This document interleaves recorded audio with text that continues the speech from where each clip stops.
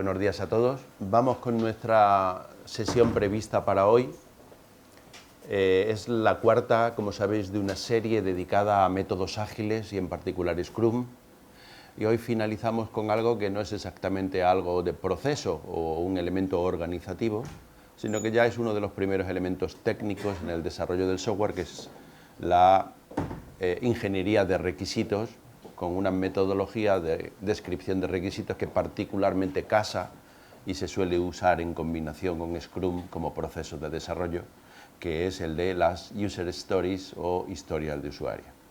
Bueno, por si alguien se suma hoy y no lo ha hecho a sesiones anteriores, presentarme un poquito a mí mismo. Soy Juan Carlos Yelmo, profesor de la Universidad Politécnica de Madrid y coordinador de formación de este centro, del Center for Open Middleware. Hoy me toca a mí jugar los dos roles, de autopresentarme y de dar la charla. Bien, pues vamos a empezar ya sin más. Lo que vamos a ver hoy es una breve introducción para unificar nuestra terminología, nuestro conocimiento sobre el campo de aplicación de lo que es la ingeniería de requisitos, para luego ir al grano de lo que nos llevará hoy, pues yo supongo que unos 50 minutitos no más luego un debate hasta donde a vosotros os parezca conveniente. Vamos a hablar de historias de usuario, vamos a introducir el concepto, vamos a ver qué formato de representación tiene, vamos a discutir los distintos niveles de granularidad de representación de historias de usuario, vamos a ver qué podemos hacer entre las historias de usuario y Scrum para representar y validar los requisitos no funcionales, vamos a dar unos criterios de elaboración y con eso un par de recomendaciones bibliográficas lo damos por terminado. Bueno, vamos a empezar con ingeniería de requisitos. Supongo que todos tenemos una noción, aunque sea intuitiva, de qué es ingeniería de requisitos, pero yo aquí tengo una definición. Y para no hacerlo yo todo, me gustaría que en 30 segundos la leyerais vosotros mismos. Supongo que se lee incluso desde el fondo.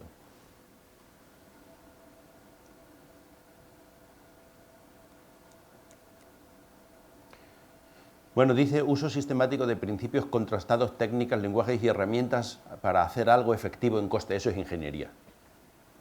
Siempre que se hace algo de forma sistemática para hacerlo bien, pero no a cualquier coste, eso es ingeniería, me encanta, somos muy útiles. Hay políticos como Josep Borrell que dicen que los ingenieros mueven el mundo. Yo lo digo en casa, mi mujer me mira como diciendo, si tú lo dices, pero hay gente sabia que sostiene que los ingenieros movemos el mundo, a mí me gusta. Y que hacemos las cosas bien, sistemáticamente, es decir, que no nos sale bien una vez, sino que repetidas veces lo hacemos bien y que lo hacemos siempre con un coste proporcional y equilibrado a lo que pretendemos conseguir. En este caso, para el análisis, documentación, evolución de necesidades de usuario y la especificación de comportamiento externo de un sistema software. En este contexto vamos a interpretar software para satisfacer dichas necesidades. Es decir, que eso en sí es una disciplina de ingeniería en sí misma. La ingeniería de requisitos tiene su complejidad, es una disciplina en sí mismo, tiene libros, congresos, expertos, es decir, que hay gente que se dedica solo a eso y que ha alcanzado una madurez considerable. Abarca muchas cosas. La ingeniería de requisitos suele tener como dos grandes ramas. Por una parte, el desarrollo de requisitos y por otra, la gestión de requisitos. En cuanto a desarrollo de requisitos, leo una cosa que está en la transparencia siguiente, para que luego cualquiera que lea lo pueda leer, pero que yo leo aquí en relación con este dibujo, consiste en identificar, acordar y documentar el conjunto de requisitos y características de producto que permitan alcanzar los objetivos de negocio planteados por el sistema. E involucra actividades de captura de requisitos, que es la comprensión de los usuarios y sus necesidades. En inglés lo llaman elicitation, que podremos traducir como sonsacar. Lo que pasa es que como aquí tiene una connotación negativa, decir sonsacar, que parece un interrogatorio policial, pues casi siempre lo dejamos en captura de requisitos. Pero en inglés se suele decir elicitation. Luego esos requisitos pues, se necesitan, hay que analizarlos desde una perspectiva ya técnica, ¿no? Por parte de los ingenieros, de forma que los desarrollan, los refinan, los valoran, hacen con ellos determinados modelos, establecen criterios para posteriormente validarlos, etc. Luego está la especificación, que es el registro de la información sobre requisitos para facilitar la comunicación entre stakeholders, de forma que queda por escrito y no ha lugar a confusión sobre qué es lo que interpretamos que debía hacer el sistema. Y finalmente está la validación, que es asegurarnos de que los requisitos son correctos y el sistema finalmente desarrollado los cumple. Y luego hay una faceta que algunas veces uno no recuerda bien cuando habla de ingeniería de requisitos, que es la gestión de requisitos, que tiene que ver con la gestión de la evolución de los requisitos, atendiendo a su evolución temporal, peticiones de cambios sobre los requisitos. Es la típica tarea de gestión de configuración, gestión de versiones, gestión de cambios, que normalmente interpretamos que aplica sobre código fuente de un sistema en desarrollo, pero que también aplica a los requisitos. Todos los requisitos evolucionan con el tiempo, y aunque en un momento dado se registraron de una manera, algún stakeholder puede solicitar un cambio posterior sobre él, y ese cambio hay que valorarlo, y hay que priorizarlo, y hay que decidir qué coste tiene, y hay que decidir si se lleva o no se lleva a cabo, y cómo se lleva a cabo y quién lo lleva a cabo. Además, los ingenieros pues lo refinan y lo desarrollan y lo extienden según va pasando el tiempo, sobre todo en un modelo de proceso que sea iterativo. Y eso requiere control de cambios y control de versiones, y hay herramientas para hacer eso, y es en sí mismo también un mundo. Nosotros, en cualquier caso, en la charla de hoy nos vamos a ocupar más de la izquierda, del desarrollo de los requisitos y sobre todo en lo que se refiere a captura. Ese es un poquito nuestro ámbito. ¿Pero qué es un requisito del software? Pues también todos nos imaginamos qué es un requisito del software. Bueno, supongo, porque ni siquiera nos ponemos de acuerdo en cómo llamarlo. Muchos de nosotros decimos requisitos, otros tantos de nosotros decimos requerimientos, que parece que queda bien por la traducción del inglés requirement, ¿vale? Yo prefiero requisitos, no le voy a decir a nadie cómo debe llamar a las cosas, yo prefiero requisito que requerimiento, que a mí me suena más a la orden que te da un juez de ven pa' acá, ¿vale? Bien, bueno, esto de requisito. Bueno, ¿qué es un requisito? Un requisito es una capacidad, característica o factor de calidad que un sistema software necesita para tener valor y utilidad para un usuario. No sé si estáis de acuerdo en esa definición de requisito. Es algo que un sistema tiene que cumplir obligatoriamente para demostrar conformidad con unas necesidades planteadas de una manera también formal. De forma que, para que tenga valor para mí un sistema, es imprescindible que cumpla esto y esto, y de no ser así, pues degradará el valor que para mí tiene. Eso es un requisito. Desde ese punto de vista, pues la ingeniería del software y la ingeniería de requisitos en particular tiene como objetivo básico encontrar enfoques sistemáticos para que de una manera eficiente y repetida poder ser capaz de encontrar, documentar, organizar, monitorizar los requisitos de un sistema que sucede que son cambiantes, y no porque sea una maldición bíblica, como lo de te ganarás el pan con el sudor de tu frente y parirás con dolor. No es una maldición, es una realidad. Debemos hacer mecanismos organizativos que encajen bien esa evolución en los requisitos. Desde luego que el modelo de proceso determina también el modelo de gestión de los requisitos. Puede haber modelos secuenciales como el cascada, donde los requisitos se establecen al principio y se congelan a lo largo de la duración de todo el ciclo de desarrollo, o hay modelos iterativos que los crean y los hacen evolucionar, enriqueciéndoles a lo largo de todo el proceso, y además se les de alguna manera cuantifica el valor de negocio para priorizarlo, pudiendo reconsiderar esa prioridad o ese valor de negocio a lo largo del tiempo. Son dos modelos que encajan en distintas tipologías de proyectos, no hay ninguno de ellos que sea mejor que el otro, sino que simplemente son diferentes y que tenemos que ser capaces de adecuarlo a lo que el proyecto nos pide. El ser humano, cuando se plantea cosas muy complejas que no es capaz de manejar conceptualmente de una sola tacada, tiende a clasificar, es decir, esto no sé lo que es, pero te voy a decir los tipos que hay. Por ejemplo, la vida. Muy difícil saber qué es la vida, pero te voy a clasificar las distintas especies en mamíferos, primates. Entonces, no sé definirlo, pero clasifico. Pues lo mismo pasa con los requisitos, que es muy complicado definirlo, pero pues los clasificamos, que es siempre la estrategia de huida. Entonces, los requisitos del software tradicionalmente se descomponen en funcionales y no funcionales. Y últimamente aparece otra categoría, que son las reglas de dominio.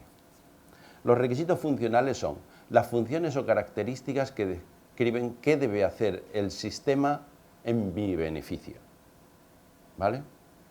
Pongamos el caso de un cajero automático de banco, que ofrece a los clientes del banco la posibilidad, las 24 horas del día, en casi cualquier lugar cercano a donde te encuentras, obtener información sobre saldo y movimientos de tu cuenta. De forma que eso ofrece un valor a las personas que tienen una manera sencilla de mantener un control sobre sus finanzas personales. Una persona observa eso de valor, resuelve una de sus necesidades y tanto es así que está dispuesto a pagar por ello, sea vía una comisión o sea vía comisiones cuando lo utilice como medio de pago. O sea, eso ya depende del modelo de negocio. Un requisito no funcional es un atributo de calidad del sistema, de tipo prestaciones. El sistema tendrá un tiempo de respuesta inferior a 0,2 segundos.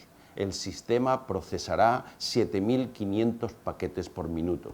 El sistema, ese tipo de cosas, de tipo de velocidad, precisión, el sistema calculará la gravedad terrestre hasta la 1000.000.000ª de ese tipo de cosas, son prestaciones.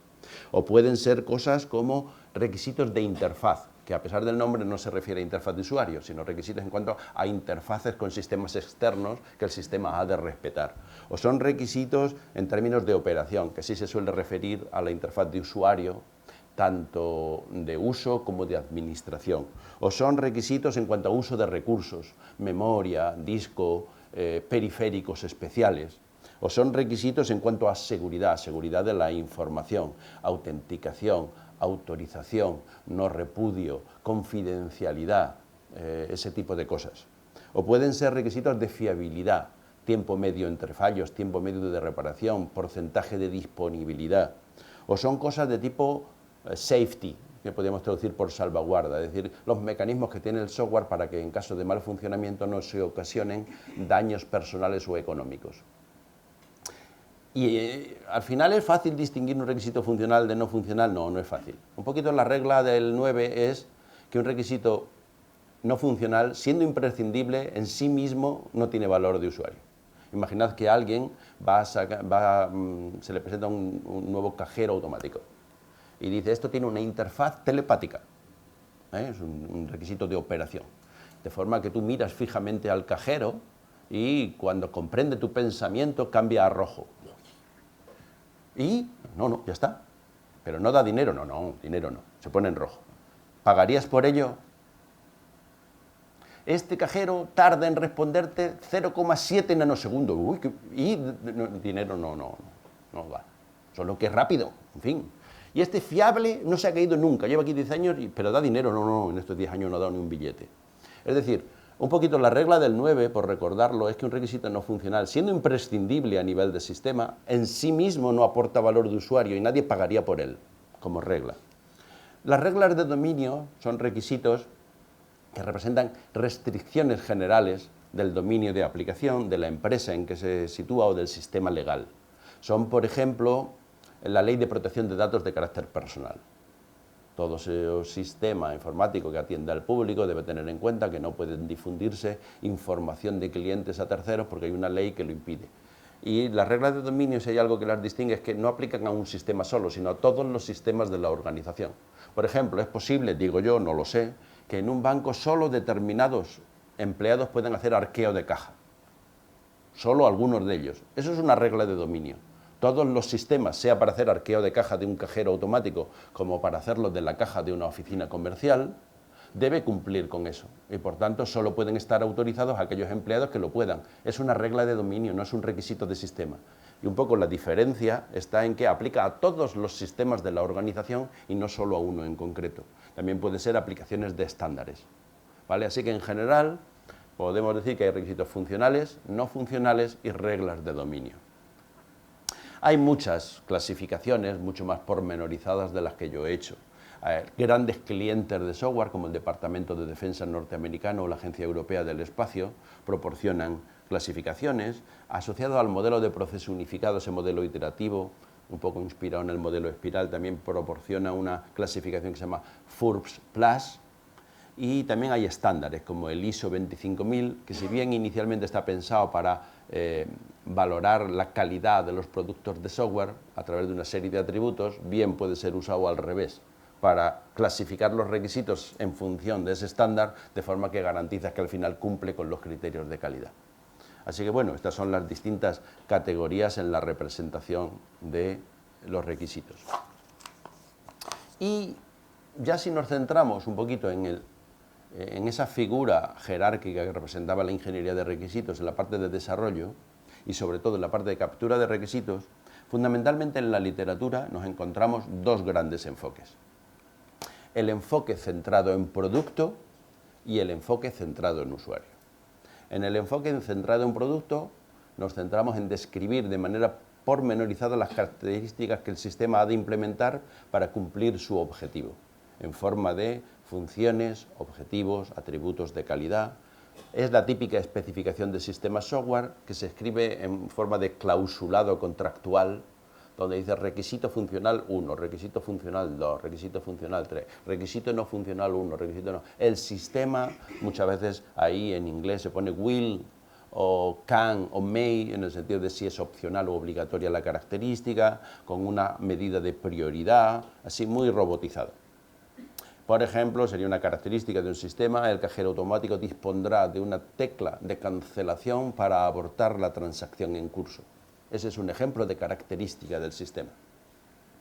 Este tipo de enfoque es apropiado pues, para sistemas software de infraestructura o de software de sistemas operativos, de protocolos de comunicaciones, middleware, aplicaciones de tiempo real o empotradas, o aplicaciones en las que el usuario final no aparece, ¿no? Las aplicaciones intensivas en computación, en cómputo o tratamiento de datos.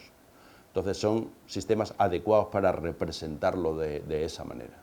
Pero últimamente están ganando una cierta importancia los llamados enfoques centrados en uso usuario, donde lo que hacemos es ponernos en la piel del usuario, del humano que va a utilizar el sistema, para tratar de averiguar cuáles son sus objetivos y necesidades y estructurar la descripción de requisitos del sistema de forma que enfatizamos en primer plano unidades de especificación que ponen de manifiesto que el sistema está ahí para cubrir sus necesidades, para resolver sus problemas.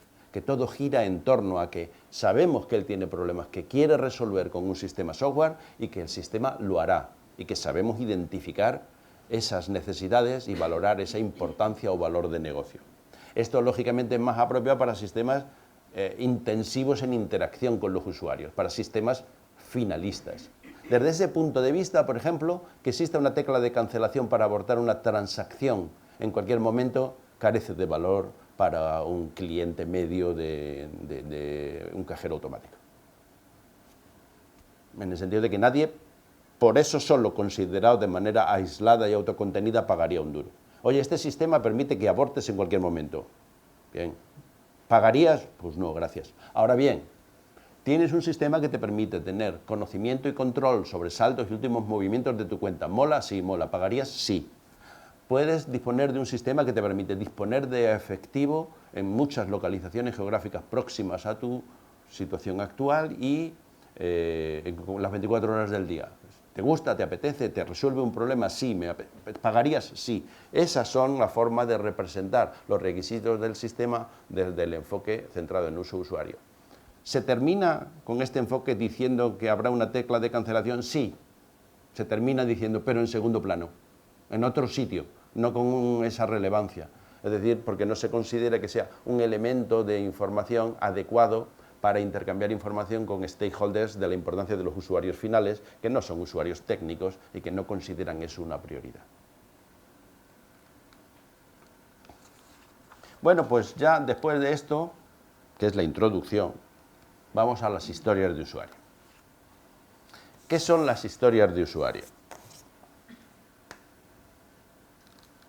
Bueno, pues es una técnica de captura de requisitos de estas últimas que he mencionado, de las centradas en uso o usuario, y por tanto adecuadas para sistemas intensivos en interacción con los usuarios, y no tanto para software de infraestructura, software de sistemas, sistemas empotrados, middleware, ese tipo de cosas.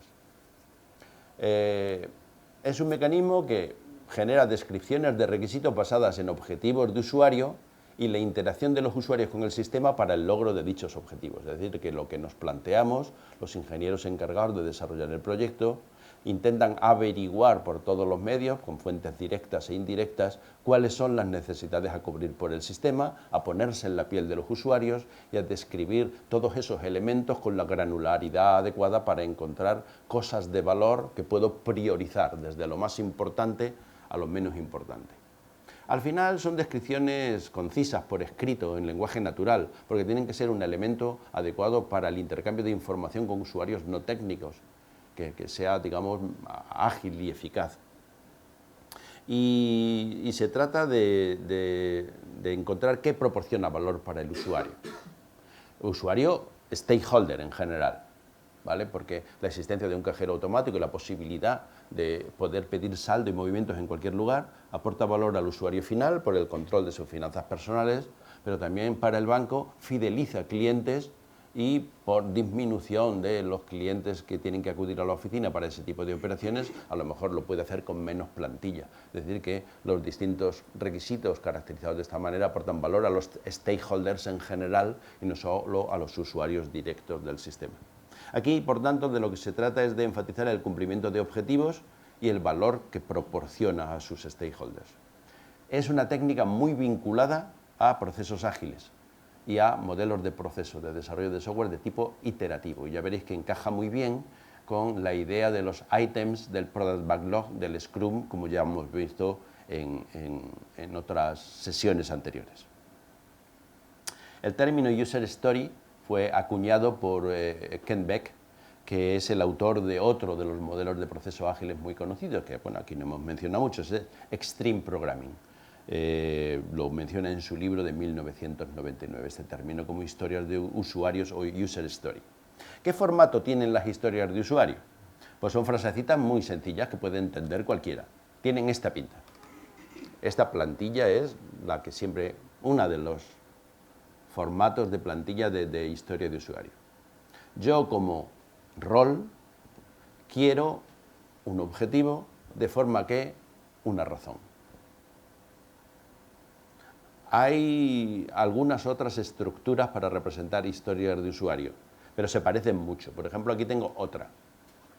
Yo como tipo de usuario, por ejemplo, cliente de cuenta corriente, por distinguirlo de un cliente de depósito, por distinguirlo de un cliente de cartilla de ahorro, por distinguirlo, a lo mejor puedo dar una categoría, un tipo. Quiero, y este es más procedimental, realizar determinada tarea con objeto de alcanzar determinado objetivo. Son semánticamente equivalentes, aunque varían un poquitín.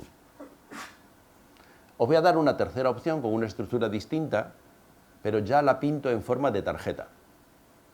Porque es muy común representar las historias de usuario o en una tarjeta de papel o en un post-it que se puede pegar en una pizarra. Bueno, esto es una cosa que a los americanos les encanta. O sea, esto de las tarjetitas, rellenar tarjetitas, bueno, desde los años 70 o así, es una cosa que se hace pues, en un montón de técnicas de trabajo estructurado, de trabajo en grupo. Aquí hemos tardado muchas décadas en pensar que eso es algo más que hacer el indio y que es un poco procrastinar el trabajo real, ¿no? Pero que no llegue un jefe, asome por la puerta y diga, pero vosotros, ¿cuándo os vais a poner a escribir el código, macho? Mientras tú pegas post-it por aquí y por allá. Pero bien pensado, es una buena idea, ya veréis cómo lo es. Bueno, aquí pone que yo como persona en inglés, persona en inglés significa rol social o personaje interpretado por un actor. Es lo que significa persona en inglés. Yo como persona me gustaría que el sistema tuviera determinada característica de forma que yo obtenga determinado beneficio o valor. Bueno, una tercera estructura posible de historia de usuario que viene a ser semánticamente equivalente, pero bueno, para que dispongáis de un abanico de opciones. Vamos a poner algunos ejemplos de historia de usuario.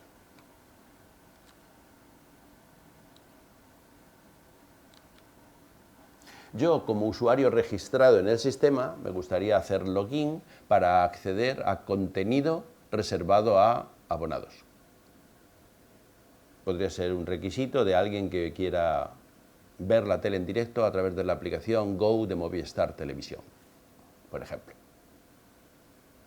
Pues yo, como usuario abonado y registrado de Telefónica, me gustaría poder acceder a esta aplicación web para acceder al contenido reservado solo para abonados. Bueno, pues es una opción. Otro ejemplo. Yo, como usuario típico, quiero leer críticas objetivas de los restaurantes próximos a una localización con objeto de decidir a dónde puedo ir a cenar. Bueno, pues es una forma sencilla, en lenguaje natural, de representar los requisitos sobre un sistema, pero que eso sí, pone en valor exactamente lo que el cliente espera de la aplicación. ¿Qué es lo que quiere un cliente de TripAdvisor cuando busca un restaurante? Esto. Y la aplicación tendrá éxito en la medida en que lo cubra. Y por otra parte, está escrito en un lenguaje tan sencillo que cualquiera lo puede comprender y discutir sobre ello. Más ejemplos. Como usuario de la wiki, quiero poder subir un fichero a la wiki para compartirlo con mis colegas. Bueno, pues otro. Y otro que está aquí es de estudiantes, porque claro, yo uso esta transparencia en clase, y digo, les voy a poner uno de los que a ellos les hacen mastilín, y no debo haberme acordado de poner uno de banca aquí para quedar mejor con vosotros. Yo, como estudiante, quiero poder consultar mis notas online para no tener que esperar hasta una comunicación formal para saber si he aprobado. A los estudiantes de la universidad últimamente se les pone en una aplicación que se llama Politécnica Virtual todas sus notas, y además lo reciben por SMS, porque no queremos que los chicos dejen sus intensas actividades de ocio para venir a averiguar sus notas a la universidad. Es una molestia importante que no queremos que sufran. Entonces, bueno, pues como estudiante a día de hoy cualquiera tiene este requisito. Si no le llega por SMS, pues ¿qué mierda universidad es esta? Bien, pues esta es la pinta que tienen las historias de usuario. Es sencillo, ¿verdad? La verdad es que no tienen mucha miga. Una cosa que es importante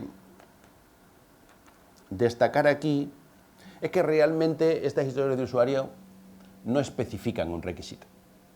Se dice que son placeholders o contenedores para especificar un requisito. De forma que son una especie de título identificativo que permite que todos los stakeholders, usuarios y desarrolladores sepan que están encargados de hacer un sistema que permita que el estudiante consulte sus notas online sin necesidad de esperar a una comunicación formal para saber si ha aprobado o suspendido.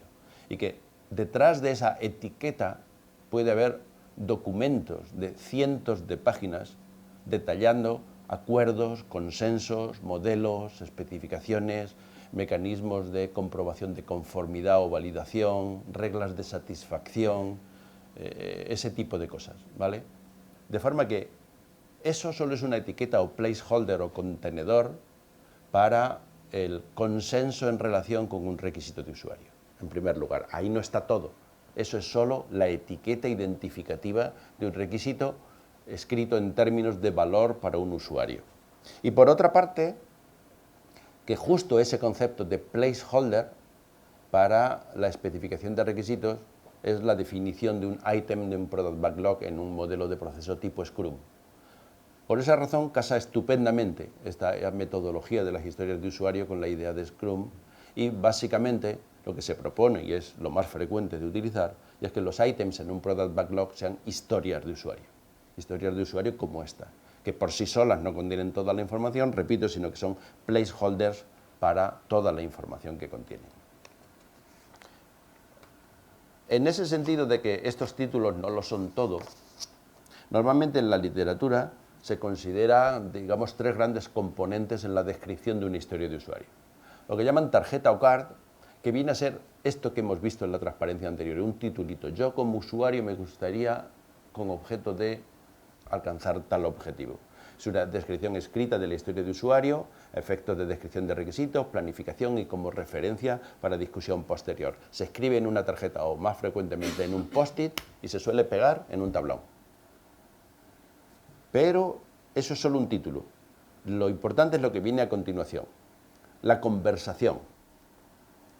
Se entiende por conversación toda la discusión entre todos los stakeholders posterior a la puesta en común del título en relación con la especificación del contenido. Todas las aclaraciones que los clientes hicieron, todas las propuestas que los desarrolladores hicieron, los refinamientos posteriores.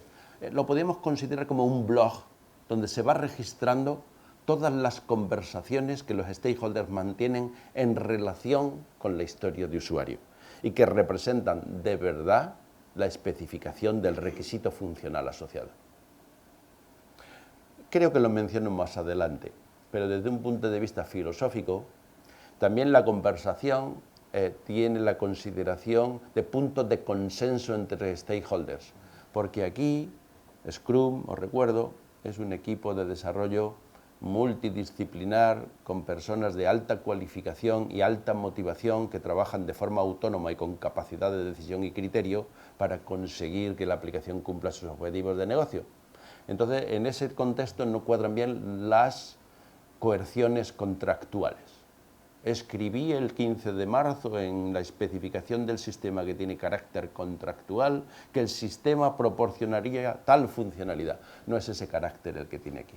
No son especificaciones de carácter contractual entre un cliente que paga y un equipo o empresa que desarrolla lo que le han encargado, sino que juega el rol de registro de conversaciones como instrumento de consenso, de forma que se alcanza un acuerdo común sobre lo que el sistema tiene que proporcionar y todos somos un equipo y todos estamos involucrados y nadie impone al otro como si de una cláusula contractual se tratara ese requisito del sistema.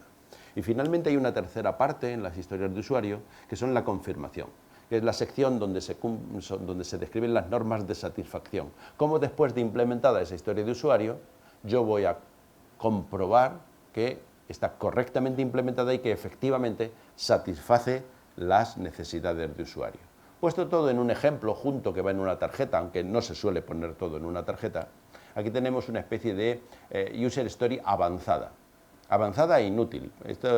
No me gusta este procedimiento. Aquí se ve mucha información. La historia de usuario tiene una tarjeta aquí donde tiene la típica expresión textual de as a registered user I want to log in so I can access subscriber content. Bueno, es uno de los ejemplos que he puesto antes. Pero además se la numera, arriba a la izquierda hay un número, esa es la historia de usuario número 1, tiene un nombre abreviado, user login, tiene a la derecha una asignación de valor en puntos de función según la serie de Fibonacci. Luego tiene en medio como una especie de borrador o diseño preliminar de pantallazo, de cómo es el login, y se determina que debe tener pues un tick para decir cuándo quieres que te recuerde para la próxima vez, de forma que se generará una cookie que el navegador guardará para no volverte a pedir autenticación en futuras conexiones. Tiene una especificación de que el username será tu dirección de email, tiene una nota a la derecha diciendo contra qué servidor de autenticación se va a comprobar la password.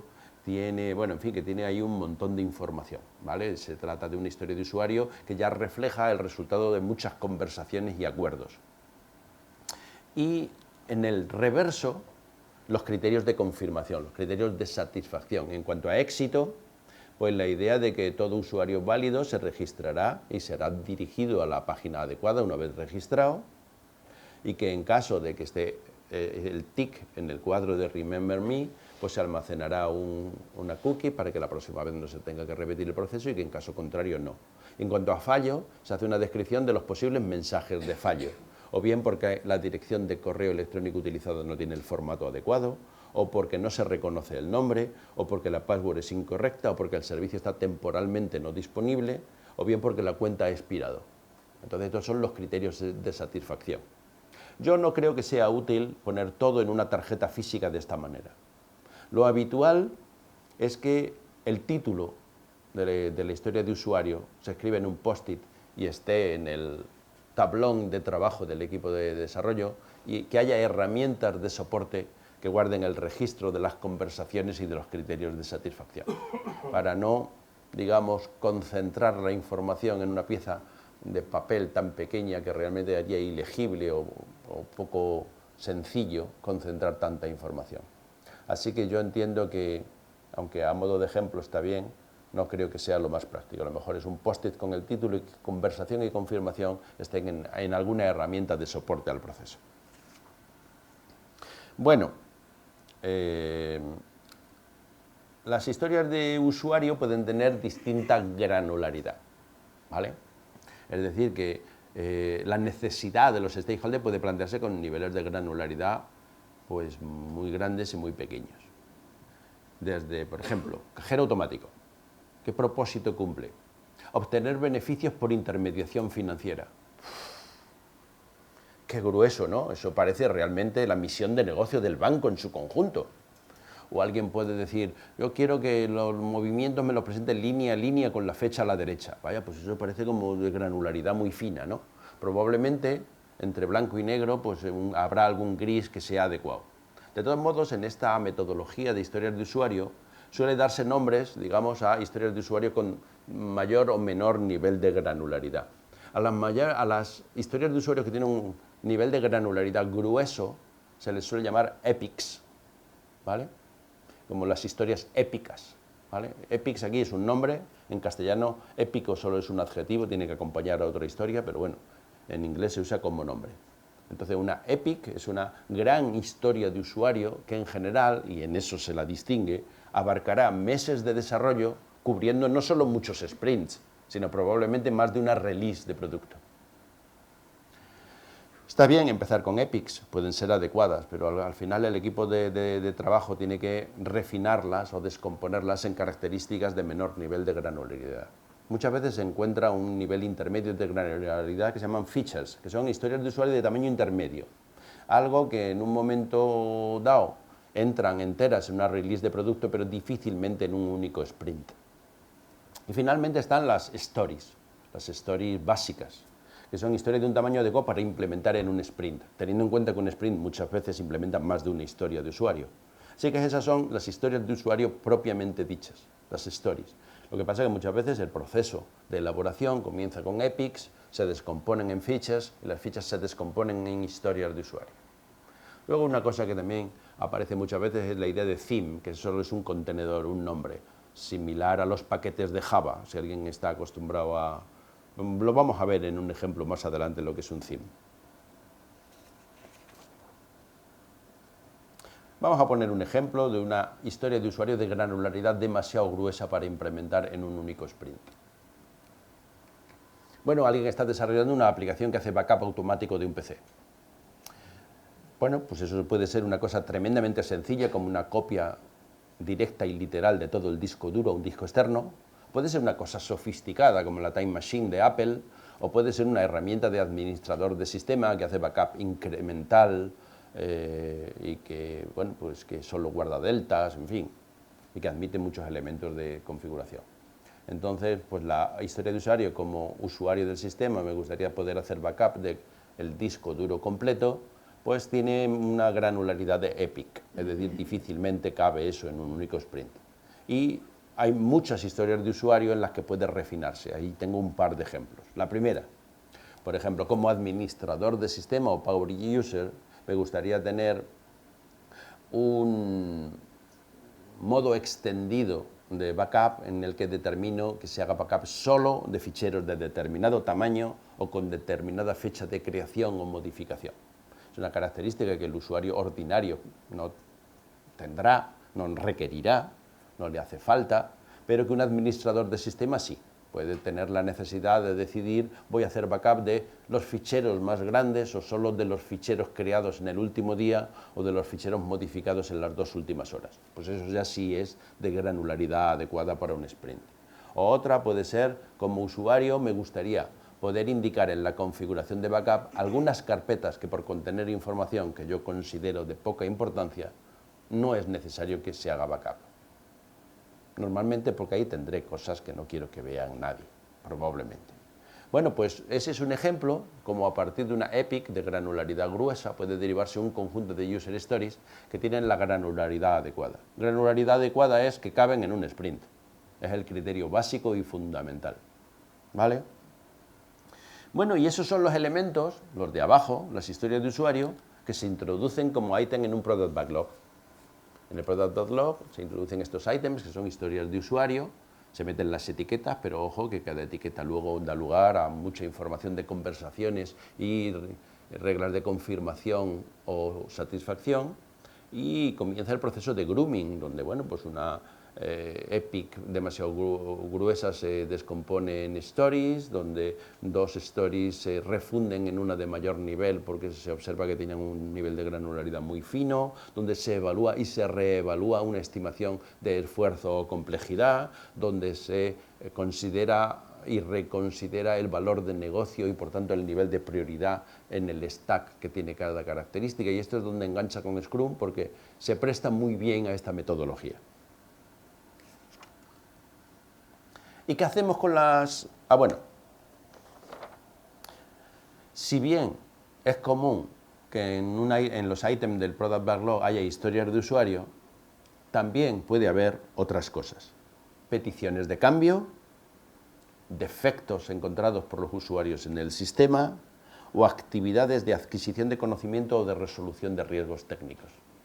Es decir, que aparte de, digamos, historias de usuario con requisitos funcionales de usuario final, en un Product Backlog puede haber, aquí Iván nos contaba el otro día un mecanismo combinado con Kanban, donde esas otras cosas iban por otra vía, pero puede haber también peticiones de cambio, defectos del sistema en producción o actividades de adquisición de conocimiento y resolución de riesgos técnicos. Es decir, no tienes ni idea si con tal tecnología podrás lograr implementar tal cosa, o no sabes si es mejor usar una base de datos SQL o no SQL.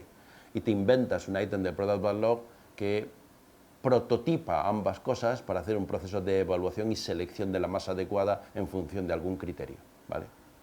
Y a lo que iba entonces, y los requisitos no funcionales. ¿Qué hacemos con los requisitos no funcionales? Porque las historias de usuario son requisitos funcionales.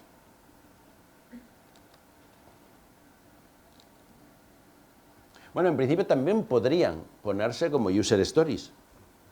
Por ejemplo, como usuario quiero que el sistema soporte los navegadores Firefox y Chrome de forma que funcione para la mayoría de los ordenadores europeos.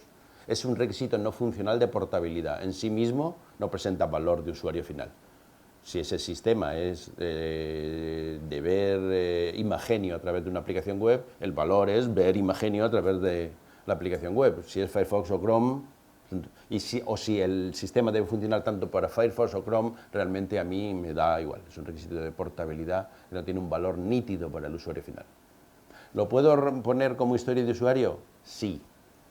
Sin embargo, la mayoría de los autores recomiendan otra alternativa, y es incluirlo en la definición de hecho.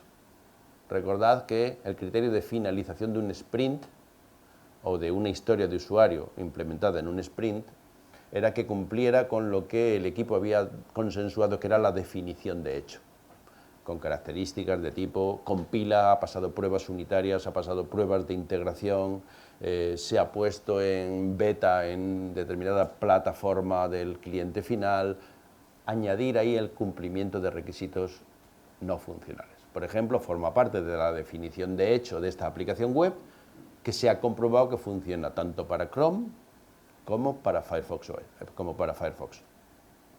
Bueno, es una alternativa. Tenemos las dos, poner los requisitos no funcionales como historia de usuario, o bien incluirlo en la definición de hecho del equipo. Bueno, eso está comentado ahí. Bueno, criterios de elaboración de un buen conjunto de historias de usuario. ¿Cuándo las historias de usuario que me he sacado de la manga son buenas, regulares o malas? Bueno, pues algunos autores, usando también una cosa que a los americanos les gusta mucho, es poner una especie de metáfora como acrónimo para que nos sirva de regla mnemotécnica, es los criterios INVEST, que son 6 criterios que dicen que tienen que cumplir un buen conjunto de historias de usuario. Entonces, INVEST es un acrónimo de Independent o Independientes, que es que las historias de usuarios deben ser independientes, totalmente independientes es imposible, pero que la conexión entre dos historias de usuario sea débil, que no estén fuertemente acopladas. Es un criterio de bajo acoplamiento muy viejo en ingeniería del software, que tiene 40 años. El criterio de bajo acoplamiento entre historias de usuario, es decir, que más o menos sean unidades independientes. Por otra parte, la idea de que las historias de usuario son negociables, son conversaciones entre stakeholders, no una especificación contractual que alguien impone porque es el que paga y los demás han de cumplir, que no debe tener ese criterio, sino que tiene que ser una oportunidad de discusión y consenso en un equipo uniforme que persigue un fin común. Por otra parte, que tengan valor, es decir, deben tener valor para el usuario final o stakeholder en general, describiendo características del sistema que resuelven problemas que uno tiene y que merecen que uno pague por ello. Tienen que ser cuantificables, es decir, deben contener suficiente detalle para establecer alguna métrica de esfuerzo o coste en su desarrollo. Deben ser relativamente pequeñas, es decir, con un nivel de granularidad pequeño, de forma que quepan en un sprint. Se les llama muchas veces sprintables. Y debe ser comprobable, es decir, que tiene que haber pruebas o criterios de satisfacción que permitan determinar si finalmente conseguimos el objetivo cuando las hemos implementado. Así que cuando hacemos un juego de historias de usuario nos tenemos que plantear, como una posibilidad, no será la única, si cumple con los criterios de INVEST, ¿de acuerdo?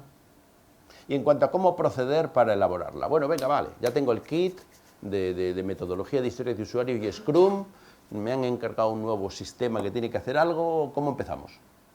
Bueno, pues yo en la literatura he recogido un par de prácticas comunes. Y es, lo primero, bueno, trabajar en forma de workshops estructurados, esto también es muy viejo, sale de metodologías de captura de requisitos de los años 70 que se llamaban Joint Application Development, donde se trataba de crear grupos heterogéneos, multidisciplinares, que se juntaban en plan cónclave, cerrando con llave y de allí no salía nadie hasta que no se especificaban un conjunto de cosas y tal, y que se estructuraba la reunión con un secretario, un facilitador, que era alguien no involucrado directamente, pero que facilitaba la discusión entre los demás. Bueno, en fin, son cosas muy conocidas. Entonces se trata de hacer un workshop de story mapping, de story writing, perdón, donde en conjunto, esto funciona en grupos pequeños, yo lo he intentado hacer en clase, que son 40, es un gallinero, no funciona, entonces esto tiene que ser en grupos, yo diría 10 o menos, ¿vale? De lo contrario no funciona. Entonces, las personas, de forma, digamos, espontánea, en grupos estructurados y multidisciplinares, y que no vienen a la reunión con la mente en blanco, sino que previamente han hecho unos deberes y traen propuestas concretas, tienen que proponer una serie de roles de usuario y un conjunto de user stories candidatas. O bien para todo el proyecto o al menos para la siguiente entrega. Y de una manera estructurada se discute sobre ellas y se las clasifica en cuanto a nivel de granularidad en epics, features o stories, y así se va procediendo. Y la segunda actividad, una vez que tengo un juego de historias de usuario candidatas, es hacer lo que se llama story mapping, que es la descomposición en la granularidad adecuada para las historias de usuario y su organización y secuenciación temporal. Tengo un par de dibujitos que vienen a aclararlo. Bueno, el story mapping viene a situar en un eje de tiempos que va de la izquierda a la derecha todas las historias de usuario. De forma que, y como no voy a saber usar el láser, me voy a levantar a apuntar, yo aquí pongo epics y por debajo de cada epic pongo las historias de usuario en que se descompone. El criterio de valor de negocio o prioridad es de arriba a abajo y el orden de implementación es de izquierda a derecha. De forma que esta historia de usuario tiene mayor valor que esta historia de usuario, aunque se van a implementar a la vez. Y estas dos historias de usuario tienen el mismo valor de negocio, aunque yo voy a implementar esta antes que esta.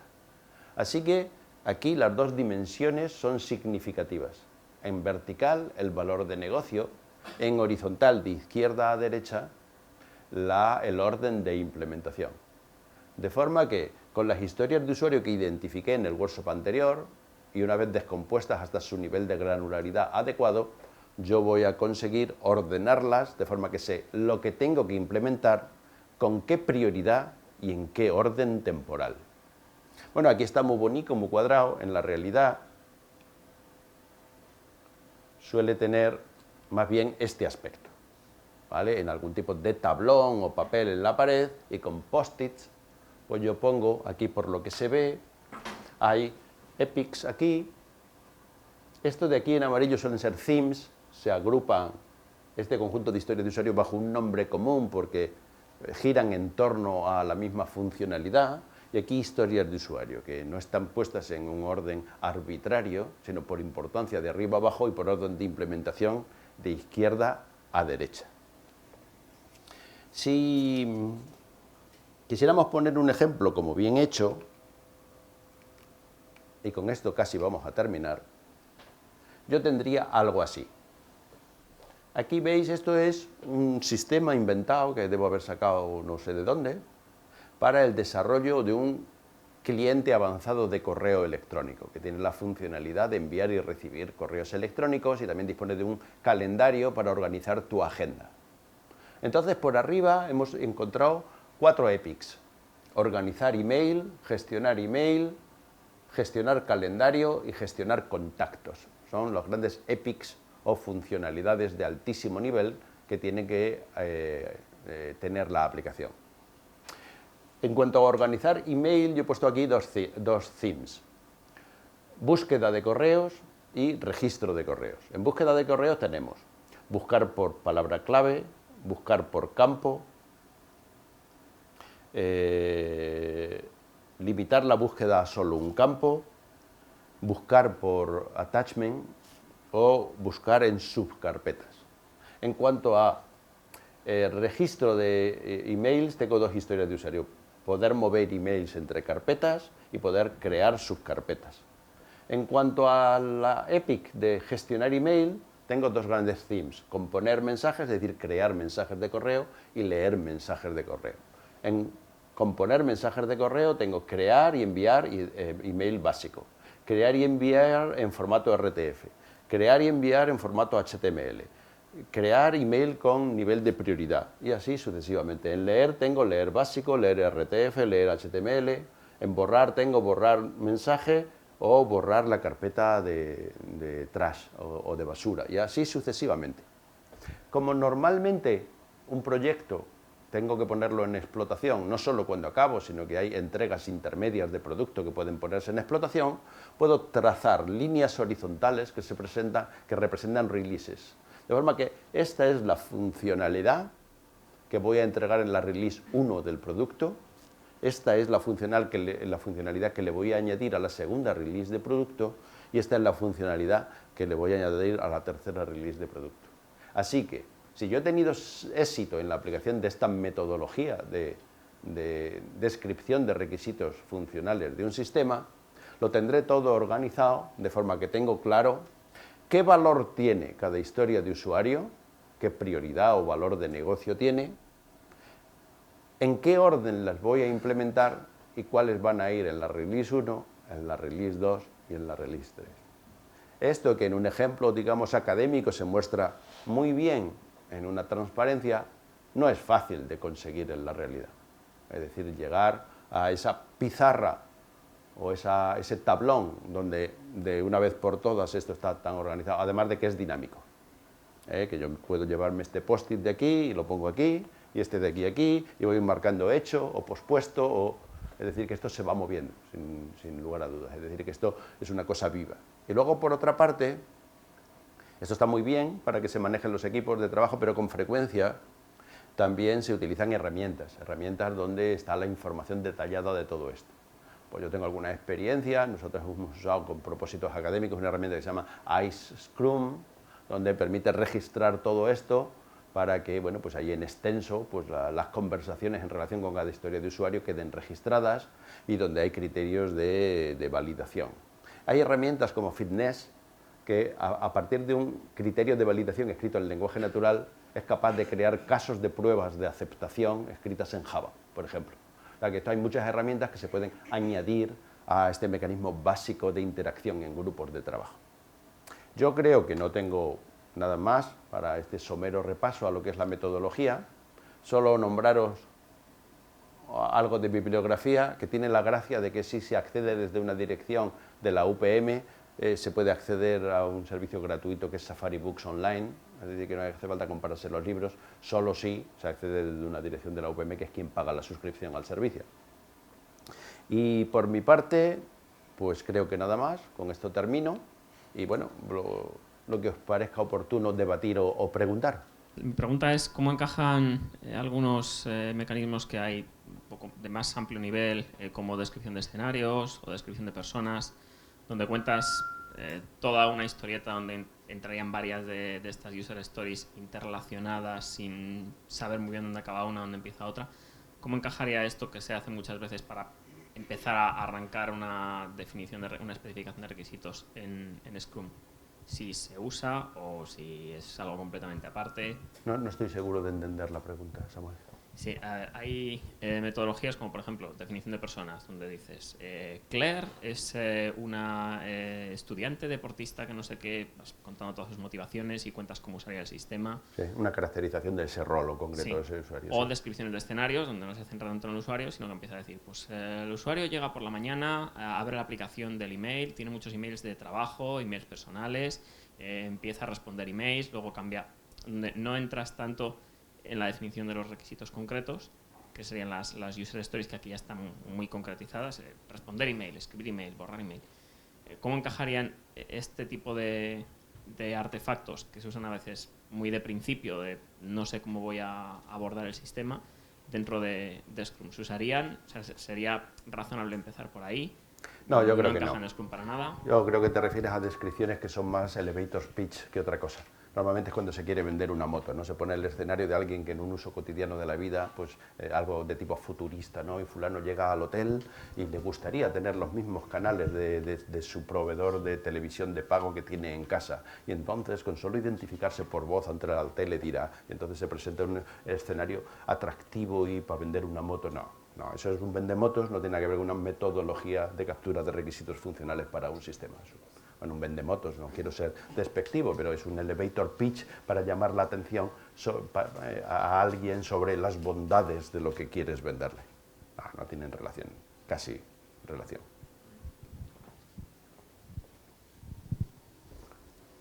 ¿Alguna otra cuestión? Sí, yo quería preguntar, si vamos 2 transparencias atrás, que va a ser más fácil preguntarlo, justo la representación de las historias de usuario con respecto al tiempo y al valor de negocio, ¿no? Esto es, aquí pintamos las release, pero claro, en teoría el eje horizontal es tiempo, sí. Entonces no sé encajar, porque al final las 3 release las tienes en el mismo tiempo, al finalizar. Bueno, no, claro, es que no está bien representado, ¿no? Iríamos en zigzag. Coges la banda de la release 1, la implementas, entregas, vuelves a la izquierda, sí. Eso es, vale. Sí, no, en 2 dimensiones no es. He visto hace poco la película Interestelar, no sé si la habéis visto alguno, yéndome a la 5ª dimensión hubiera podido quizás representarlo, pero no. Bueno, veo que no muchos de vosotros lo habéis visto, es que va de dimensiones y viajes en el espacio, que sales diciendo no sé en qué dimensión estoy. Bien.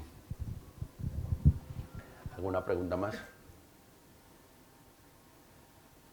¿Os ha quedado todo claro? Bueno, pues si no tenéis más preguntas, lo dejamos aquí. Muchas gracias a todos.